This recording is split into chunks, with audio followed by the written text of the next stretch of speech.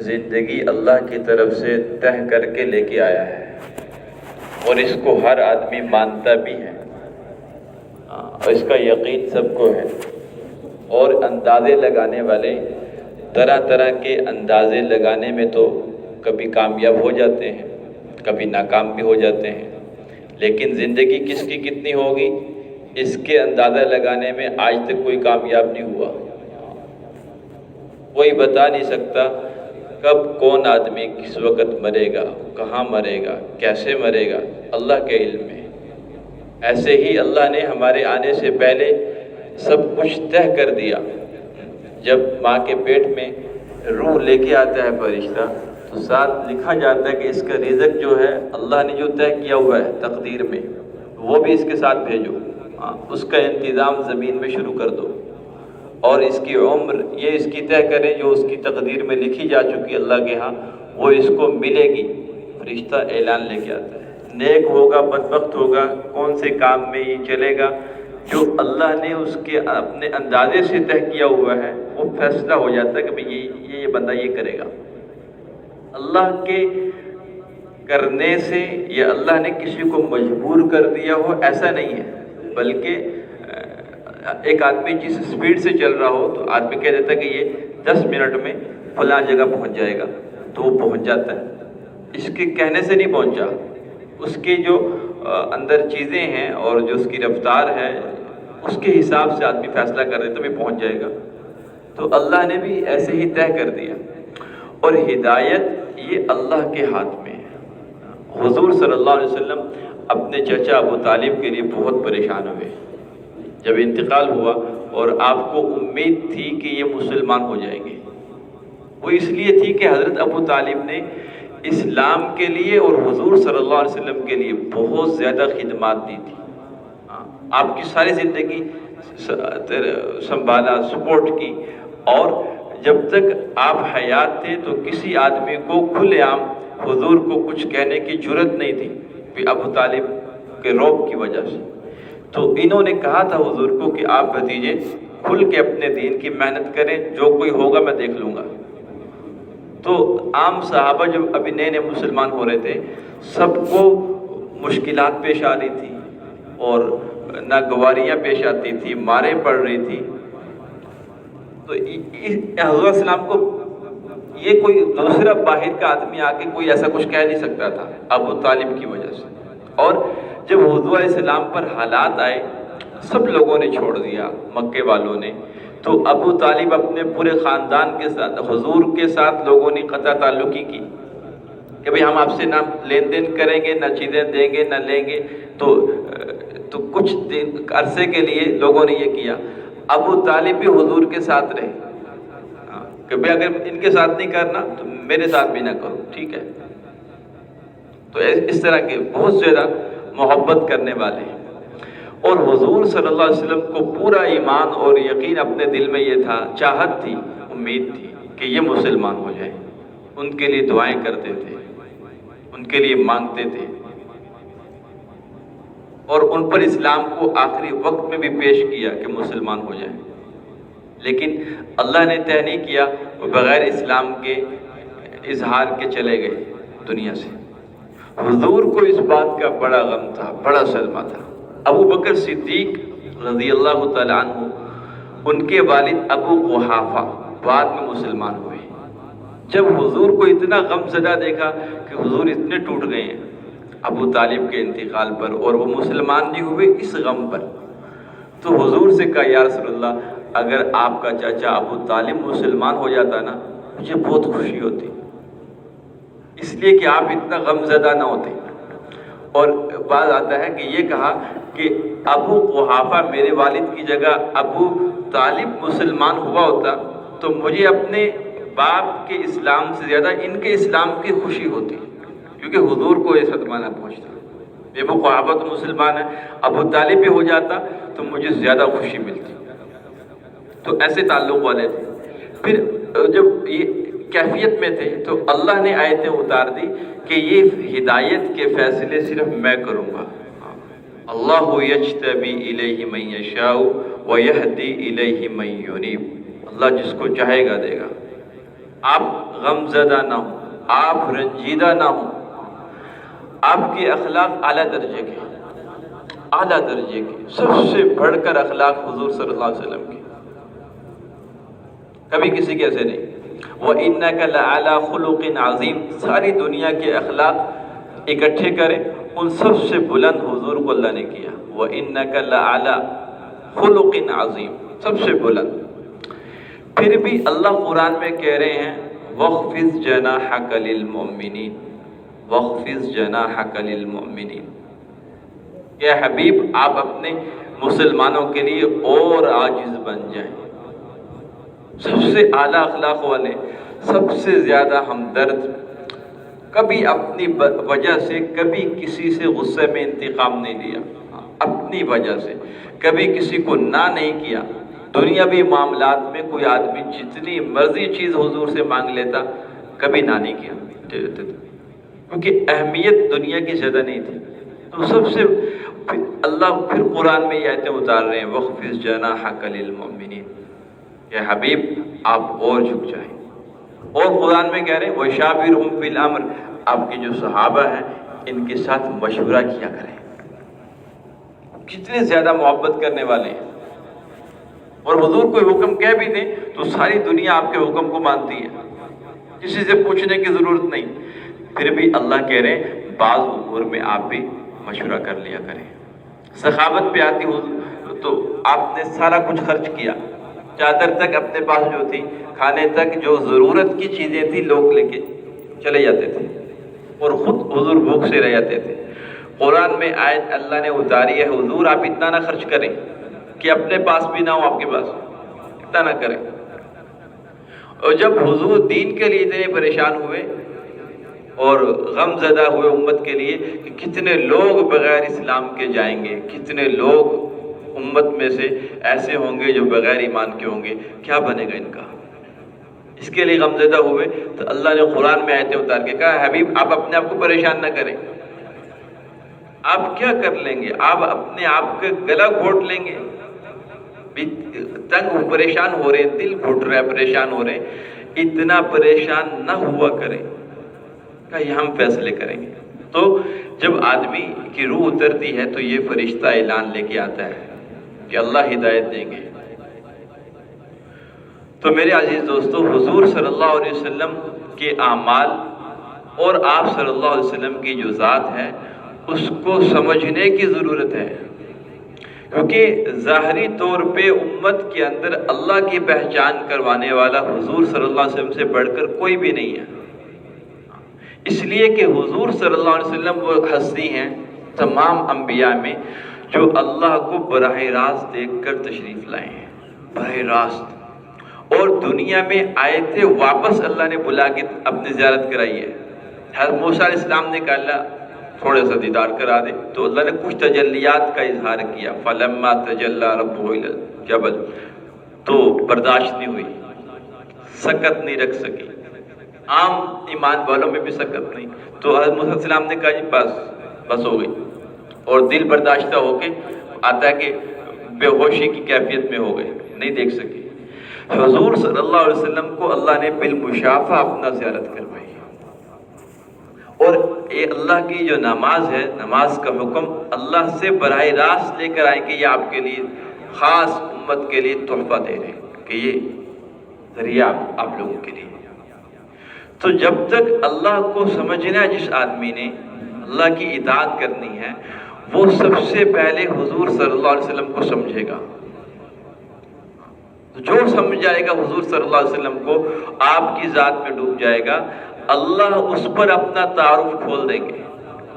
حضرت عائشہ رضی اللہ تعالیٰ عنہ سے آتا ہے کہ حضور، ایک اور حدیث میں آتا ہے، حضرت ابوبکر، یہ مجھے اس صحابی کا نام یاد ہے، اس میں حدیث میں یہ متواصل الاحزان، حضور مستقل ایک غم میں رہتے تھے، فکر میں، جیسے کوئی اندر سے کوئی پریشانی ہوتی ہے، ہمیں کبھی ہو جائے کسی کاروبار میں یا کسی سے کوئی انبن ہو جائے تو گھر والے گھر جاتے ہیں تو وہ دیکھ کے کہہ دیتے ہیں کہ بھیا آج تم صحیح نہیں لگ رہے، حالانکہ وہ روٹین کے ساتھ ہے، کھا پی رہا ہے، بچوں سے مل رہا ہے، لیکن گھر والی سمجھ جاتی کہ بھئی آج یہ ٹھیک نہیں ہے، کہیں سے کچھ کر کے آئے ہیں، تو کئی غم اندر اس کے، نظر آ جاتا ہے۔ تو حضور صلی اللہ علیہ وسلم جب ہوتے تھے تو اس وقت لگتا تھا کہ پتہ نہیں کس غم میں ہے، کس کڑن میں ہے۔ ایک دفعہ صحابہ نے پوچھی یا رسول اللہ اتنے غم کی وجہ، اتنے فکر مند رہ رہے ہیں آپ، کیا وجہ ہے؟ کہا انی اسمع ما لا تسمعون وارى ما لا ترون، کہ جو چیزیں میں سنتا ہوں تم نہیں سنتے، اور جو چیزیں اللہ مجھے دکھا رہا ہے، جو میں دل کی آنکھ سے دیکھتا ہوں، ظاہری طور پہ دیکھتا ہوں، وہ تم نہیں دیکھ سکتے، تم نہیں دیکھ سکتے۔ اور فرمایا اگر اللہ تمہیں دکھا دے تو تم اپنی ساری لذتوں سے محروم ہو جاؤ گے۔ کیا اللہ کا جلال ہے، کیا اللہ کی رحمتیں ہیں، اور اللہ کس جلال کے ساتھ، رعب کے ساتھ موجود ہیں۔ اگر تمہیں دکھا دے تم لذتوں سے ناآشنا ہو جاؤ گے۔ حدیث میں الفاظ آتے ہیں جو شوہر اپنے بیوی سے جائز لذت حاصل کرتا ہے وہ بھی بھول جاؤ گے اور میدانوں میں نکل جاؤ گے، یہ روایت میں آتا ہے۔ اور ان تمام کے باوجود متواصل الاحزان دائم الفکرہ لیست لہ راحہ، یہ آپ کے اوصاف صحابہ بیان کر رہے ہیں۔ کوئی ایک وقت ایسا نہیں مل رہا کہ دیکھیں بھی حضور کہ طبعی طور پر کسی خوشی میں زیادہ نظر آ رہے ہوں کہ بھئی اب سکون ہے، کوئی غم نہیں رہا، ایسا کبھی نہیں ہوا۔ مستقل ایک غم تھا، مستقل غم تھا کہ اللہ کو سامنے دیکھ کر آئے تھے۔ اور ایک حدیث میں اور بھی آتا ہے کہ میں جنت کو اپنی آنکھوں سے دیکھ کر آیا ہوں، اللہ کی عذاب کی جگہ، جو پکڑ کی جگہ جہنم ہے، اس کو دیکھ کر آیا ہوں، تو مجھے کیسے چین آئے گا، کیسے آئے گا؟ ان تمام کے باوجود لیکن گھر میں اخلاق کیسے ہیں؟ عام لوگوں کے ساتھ جب مل رہے ہیں کیسے مل رہے ہیں؟ ضاحکم متبسما، عائشہ، اس میں عائشہ کی حدیث کہ گھر جب حضور داخل ہوتے تھے مسکراتے ہوئے، ہنستے ہوئے داخل ہوتے تھے، اور کسی سے بات کرتے تھے تو کبھی بھی آپ کے چہرے سے یا آپ کے لفظوں سے غصے کا اظہار نہیں ہوتا تھا۔ مستقل خوبصورت بات، نرم، انتہائی نرمی سے بات کرتے تھے، انتہائی نرمی سے۔ اور جب بھی بات کرتے تھے تو حضور کی بات جب کر رہے ہوتے تھے تھوڑی تھوڑی مسکراہٹ محسوس ہو رہی تھی کہ مسکرا رہے ہیں جیسے۔ عام آدمی دیکھنے والا، جو صحابہ پرانے تھے، کسی میں جرت نہیں تھی کہ حضور کو دیکھ سکے خوبصورتی کی وجہ سے۔ ایسی حضور کے جسم سے نور اور شعاعیں نکلتی تھی کہ جو صحابہ پرانے تھے کہ ان کو اتنا نہیں تھا کہ جی بھر کے دیکھ سکے، ایسا نہیں ہوتا تھا۔ تو جو نئے نئے آتے تھے دیہات سے، وہ حضور کو دیکھ دیکھ کے مزے لیتے تھے، دیکھ دیکھ کے ان سے یہ حدیث ملتی ہے۔ تو حضور صلی اللہ علیہ وسلم کی ذات، عظیم ذات اللہ نے ہمیں عطا فرمائی ہے، اور اللہ نے عظیم اعمال حضور صلی اللہ علیہ وسلم کے ذریعے امت تک پہنچائے ہیں۔ اور جتنے بھی ہم سے خطا ہو جائیں، جتنے بھی گناہ ہو جائیں، ایک دفعہ استغفار پہ مکمل مغفرت کا وعدہ کروایا ہے۔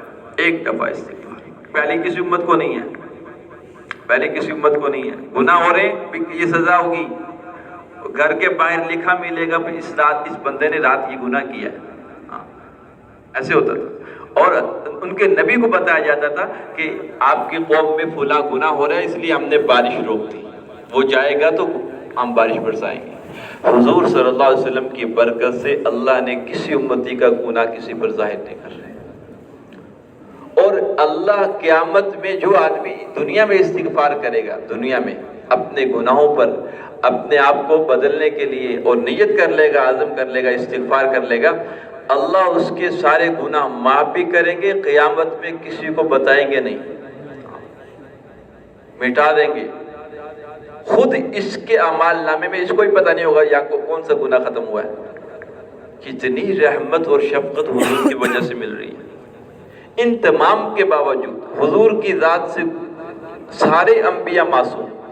حضور صلی اللہ علیہ وسلم کو اللہ نے ایک آیت میں کہہ رکھا کہ ہم نے آپ کے اگر گناہ ہوتے بھی تو ہم نے معاف کر دیے، اگلے پچھلے سارے ہونے ہی نہیں ہیں، اگر کوئی ہوئے ہوں تو بھی معاف۔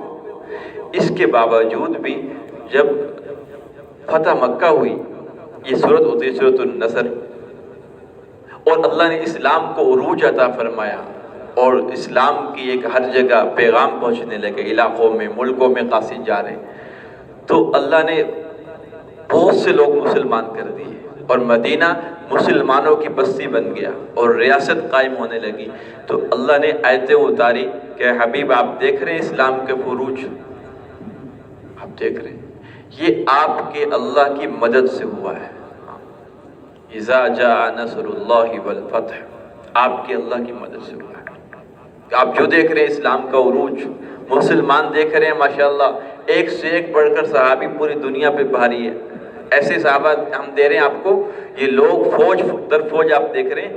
آپ اپنے رب کی خوب اور بندگی میں لگیں، خوب استغفار کریں، گناہ تو حضور سے ہوئے ہی نہیں۔ یہ مجھے اور آپ کو سکھایا جا رہا ہے کہ دنیا میں اگر اللہ نے عروج دیا آپ کو کسی بھی طریقے سے، اس کی وجہ سے اللہ سے آدمی غافل ہو جائے تو یہ ناشکری ہے۔ یہاں شکر اللہ کیا کہہ رہے ہیں؟ آپ استغفار کریں، فسبح بحمد ربک، اور اپنے اللہ کی حمد بیان کریں۔ کیا کہیں کہ اللہ نے کیا؟ بھائی اللہ کی مدد سے ہوا ہے، اللہ کی تعریف ہے، میرا کوئی ہنر نہیں، فیکٹری لگانا ہے، ملک بنانے، دنیا چلانے میرا ہنر نہیں، اللہ کے کرم سے ہوا ہے۔ تو ایک دفعہ ایک اور حدیث میں آتا ہے، حضور دو طرح کی مضمون ہے، ایک میں آتا ہے کہ میں روزانہ 70 دفعہ استغفار کرتا ہوں، 70 مرہ کل یوم، دوسری جگہ آتا ہے کہ میں 100 دفعہ روز اللہ سے استغفار کرتا ہوں۔ یہ حضور صلی اللہ علیہ وسلم۔ تو میں اور آپ، ہم اللہ کے حکم کی اطاعت کس طرح پوری کریں گے؟ اللہ کی ذات بہت بڑی ذات ہے، ہمیں اللہ کا تعارف تک نہیں ہے۔ ہمارے بچے پوچھ لیتے ہیں اللہ کے بارے میں بتائیں، تو ہم 2 3 4 بات، اس کے بعد ہمیں خود نہیں پتا۔ اللہ کو ایسے سمجھائیں، ایسے بتائیں کہ اس سے خوبصورت دنیا میں چیز ہی کوئی نہیں ہے، اگلا آدمی ہر چیز قربان کرنے کے لیے تیار ہو جائے۔ لوگوں کو اللہ کا حسن اور اللہ کی ذات کے بارے میں بتائیں گے جو حضور صلی اللہ علیہ وسلم کے عمل سے نظر آئے گی، حضور کے خوف سے نظر آئے گی، حضور کی محبت اور عبادت کے شوق سے نظر آئے گی۔ اللہ کون ہے؟ اللہ کے لیے کیا کچھ قربان کیا جا سکتا ہے؟ اور اللہ جس کو اعلان کر رہے ہیں کہ آپ کی معافی، وہ اللہ کے سامنے جھک رہے ہیں اللہ کے جلال کی وجہ سے، اللہ کے کرم کی وجہ سے۔ تو میں اور آپ بھی اپنے آپ کو اس حیت میں لائیں، اپنے حال کو ہر وقت میں ایک دل کی کیفیت یہ ہو کہ اللہ بس معافی چاہتے ہیں، معاف فرما دیں، معافی چاہتے ہیں، گناہ بہت ہو رہے ہیں، ہر وقت چلتے پھرتے، ہر 20 منٹ بعد استغفار آدمی کر لے، ایک تسبیح پڑھ لیتا آدمی استغفر اللہ، یہ بھی ٹھیک ہے، اور ہر وقت چلتے پھرتے اگر یہ کہہ دے رب اغفر لی تو بھی ٹھیک ہے، ہر 20 منٹ بعد آدمی پڑھ لے دل سے کہ اللہ میں معافی چاہتا ہوں، میں اس قابل نہیں ہوں۔ پھر جو آدمی اپنے گناہ میں پڑا ہوا، کیونکہ اکثر ہم سے گناہ ہو جاتے ہیں، اکثر ہو جاتے ہیں، کیونکہ نفس اور شیطان کوئی موقع ایسا جانے نہیں دیتے، جب بھی ہم غافل ہوں گے یہ وار کریں گے۔ اب اندازہ لگائیں، ہم سوئیں گے، یہ سوئیں گے بھی نہیں، یہ جاگتے رہیں گے، ان کو کوئی چیز تھکائے گی نہیں۔ شیطان کے کوئی بچے ہیں آپ کے ساتھ جو رہتے ہیں؟ نفس کو کوئی اور کام ہو؟ کوئی نہیں، ورگ لانے پہ ہوں گے۔ تو یہ طرح طرح کے اوامر، خواہشات آہستہ آہستہ پیدا کرتے رہیں گے۔ تو جو استغفار کرے گا اللہ اس کی ان تمام گناہوں سے حفاظت فرمائیں گے۔ کتنی بڑی اللہ نے ہمیں دعا دے دی، کہتا ہوں ساری دعاؤں میں مضبوط دعا جو حفاظت کی، وہ اللہ سے معافی چاہنا ہے، اللہ سے حفاظت مانگنا ہے، استغفار۔ ایک اور حدیث میں آتا ہے جو آدمی اللہ سے معافی مانگتا ہے، اس سے پہلے قرآن کی آیت ہے، وہ سنے پہلے کہ اللہ قرآن میں اس کا مفہوم یہ ہے کہ جو لوگ بڑے بڑے گناہ بھی کر لیں، بڑے بڑے ان سے ہو جائیں، اس میں پیچھے احادیث میں جو لفظ آ رہے ہیں اس سے کچھ سے مراد ایسے کام ہیں جس میں زنا بھی شامل ہے، کہ اس سے بڑے بڑے گناہ بھی ہو گئے، اور جو بڑے گناہ ہیں وہ بھی ہو گئے، اگر ان سے سب سے ہو گئے، اور یہ اللہ کے پاس آئیں تو اللہ ان کو معاف کر دیں گے، بشرطے کہ وَلَمْ يُصِرُّوا عَلَى مَا فَعَلُوا وَهُمْ يَعْلَمُونَ، اپنے گناہوں پر اڑے نہیں، وہاں کھڑے نہ ہو جائیں، دلائل نہ دیں کہ ہاں میں یہ ٹھیک کر رہا ہوں۔ اس کو گناہ سمجھ کے اللہ کے سامنے ایک آدمی اپنے آپ کو ڈال دے، اللہ کہہ رہے ہم ان کو معاف کر دیں گے۔ پھر اس میں ایک حدیث ہے کہ جو آدمی استغفار کر لیتا ہے، وہ مصر نہیں رہتا، پھر گناہ پہ اڑنے والا نہیں رہتا، اللہ اس گناہ سے اس کو نجات کی توفیق بھی دیں گے۔ اور جو قرآن میں آیا نا وَلَمْ يُصِرُّوا، گناہ پہ اڑے نہیں، جو استغفار کرے گا یہ اڑنے والوں میں سے شامل نہیں ہوگا، اللہ اس کو وہاں سے نکال دیں گے اس درجے سے۔ کتنا آسان ہے، کتنا آسان ہے۔ تو میرے عزیز دوستو، یہی زندگی، یہی موقع، یہی وقت ہے۔ اللہ نے جتنی صلاحیتیں، جتنا مال، جتنا اسباب تعلقات دیے ہیں، اس کے ذریعے آخرت کی تیاری حاصل کرنی ہے، آخرت بڑھانی ہے۔ اس کے ذریعے اللہ کو راضی کرنا ہے، اللہ کو پہچاننے کے لیے اللہ نے دی ہیں۔ ہم اس میں لگ کر اللہ سے غافل، اس میں لگ کر اللہ کے قریب ہونا ہے۔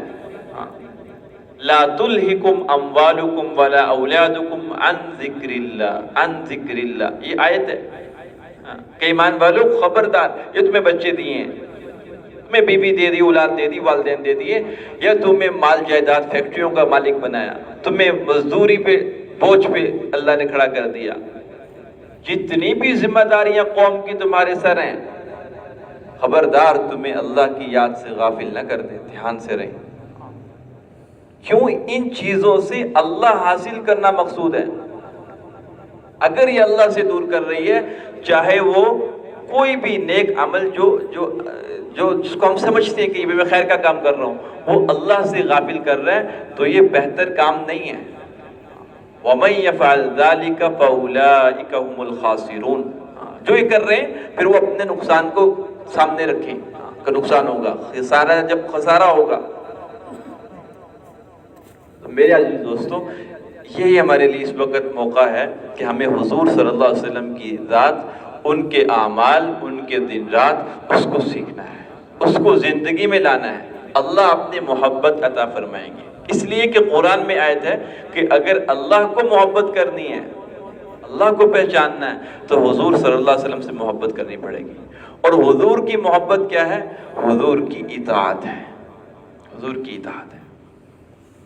تو یہ زندگی آج کے بعد ضائع نہ ہو، کوئی دن ضائع نہ جائے، ہمارے مزدوری سے رات کو اللہ کا شکر بڑھ جائے، ہمارے آج کی رزق سے جو ظہر کے بعد کھائیں، رات کو کھائیں، اس سے اللہ کا شکر بڑھ جائے، ہماری جو زندگی گزر رہی ہے حال، اس میں جو خطائیں ہو رہی ہیں، اللہ سے مغفرت اور عاجزی بڑھ جائے کہ اللہ ہم کمزور ہیں۔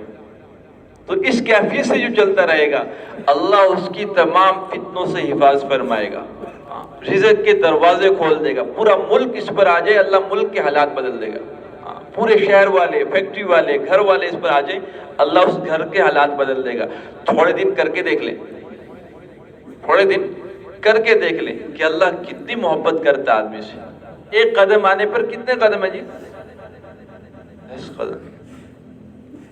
اللہ تو سامنے ہے، تیار بیٹھے ہیں کہ جو آدمی گناہوں میں بھرا ہوا آ رہا ہے اور ایک دفعہ ایک بالش میں پڑتا ہے، اللہ اس کے آگے استقبال کے لیے کھڑے ہیں، اور وہ کہہ دیتا ہے اللہ مجھے معاف کر دے، کہتے ہیں لاؤ بالی، کوئی پرواہ نہیں کا، سب معاف، سارے گناہ جتنے مرضی آسمانوں تک پہنچا دیں، زمین بھر دیں۔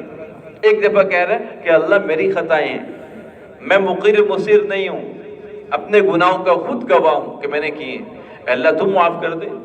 اللہ کہہ رہے ہیں سارے معاف کر دوں گا، پوچھوں گا بھی نہیں کیوں کیے۔ کتنے مہربان اللہ، ہم بڑھ کے اللہ کے ساتھ یہ تو کر سکتے ہیں۔ جو آدمی جھوٹے منہ سے بھی استغفار کرے گا، اللہ اس کا استغفار قبول کر لے گا۔ کہ مانگے تو اللہ سے مانگے تو صحیح۔ جو شیطان کیا کرتا ہے، نفس شیطان کیا کریں گے، اللہ سے دور کریں گے۔ مانگنا کیا ہوتا ہے؟ تم پہلے بڑے گنہگار ہو، کیا کرو گے، تمہاری تو دعائیں قبول ہی نہیں ہوتی۔ یہ نا امیدی ڈالتا ہے۔ اور قرآن میں ان گناہگاروں کے لیے اللہ نے کہا ہے آیت میں، جہاں گناہ گار تذکرہ آ رہا تھا کہ جو گناہوں میں پڑ گئے ہیں تو میرے بندے میری رحمت سے کبھی نا امید نہ ہونا، کبھی ان کی بات میں نہ آنا، کبھی ان کی باتوں کی وجہ سے آگے میرے سامنے مانگنے سے کبھی ہچکچانا نہیں. یہ کہا گیا ہچکچانا نہیں. لا تقنطوا من رحمت اللہ. اور اللہ کہہ رہے وَمَن يَغْفِرُ الذُّنُوبَ إِلَّا اللَّهُ. اللہ پوچھ رہے ہیں ابھی بتاؤ اللہ کے علاوہ کون ہے جو تمہارے گناہوں کو معاف کر دے؟ کوئی ہے اللہ کے سوا؟ اللہ کے سوا ہے کوئی جو ہمیں مصیبتوں سے بچا لے؟ ڈاکٹر جو بیماری سے بچائے کون ہے؟ کوئی نہیں. کوئی بڑا سے بڑا اچھا مالدار مرنے سے بچ سکتا ہے؟ کوئی مزدور طاقتور وہ مرنے سے بچ سکتا ہے؟ اللہ کے پاس جانا ہے بھائی. وَمَن يَغْفِرُ الذُّنُوبَ إِلَّا اللَّهُ. تو اللہ کے ساتھ تعلق بڑھانے کا ایک ذریعہ استغفار ہے. تو آج سے اس پر اپنے آپ کو لانا ہے اور آپ سب نیت کر لیں اور اللہ سے معافی مانگے سچے دل سے اور استقامت کی آدمی دعا کرے تو اللہ قیامت میں کہہ دیں گے کہ یہ آدمی مجھ سے مانگتا رہا ہے، مجھے کہتا رہا کہ اللہ مجھ سے گناہ نہ کروائیو، کچھ ہو گئے ہوں تو معاف کر دو اس کو. اللہ معاف کر دیں گے. کیا خیال ہے؟ سب کریں گے انشاءاللہ. اللہ عمل کی توفیق.